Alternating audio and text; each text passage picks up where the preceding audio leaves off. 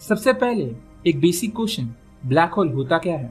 Black hole एक ऐसी जगह है स्पेस टाइम में जहां ग्रेविटी इतनी ज्यादा है कि कुछ भी इवन लाइट एस्केप नहीं कर सकती। आइंस्टाइन की जनरल रिलेटिविटी ने ये प्रिडिक्ट किया था 1950 में। इक्वेशन के अकॉर्डिंग अगर आप एक ऑब्जेक्ट को बहुत ही छोटी जगह में कंप्रेस कर दो तो उसकी एस्केप वेलोसिटी लाइट की स्पीड से ज्यादा हो जाएगी और वो बन जाएगा एक ब्लैक होल। ब्लैक होल के दो इंपॉर्टेंट पार्ट्स होते हैं। एक इनविजिबल बाउंड्री जो ब्लैक होल के इर्द गिर्द बनी होती है, इसे कहते हैं इवेंट होराइजन। इवेंट होराइजन के बाहर वाली स्पेस में लाइट और एनर्जी फ्रीली ट्रैवल कर सकते हैं, लेकिन जैसे ही कोई चीज इस बाउंड्री को क्रॉस करती है, चाहिए हो मैटर या लाइट, उसका वापस आना इम्पॉसिबल हो जाता है। इस वजह से इस पॉइंट को कहते हैं पॉइंट ऑफ नो रिटर्न। ये बाउंड्री कोई सॉलिड सरफेस से नहीं बनती, बल्कि एक लिमिट से बनती है।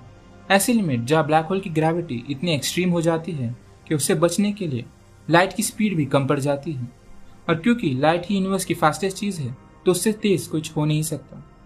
और सबसे अजीब बात, अगर आप बाहर से देखो तो जो भी ऑब्जेक्ट इवेंट होराइजन को क्रॉस करता है वो धीरे धीरे स्लो हो जाता है और फिर फ्रोजन, जैसे टाइम रुक गया हो। लेकिन उस ऑब्जेक्ट के लिए नहीं, सब कुछ नॉर्मल ही होता है, बस एक फर्क कि वो कभी वापस आ नहीं सकता। नंबर 2 है सिंगुलैरिटी। ब्लैक होल के बिल्कुल सेंटर में होती है एक ऐसी जगह जहाँ सारा मैटर कोलैप्स होकर एक इन्फिनिटेसिमल डॉट बन जाता है। इसे कहते हैं सिंगुलैरिटी।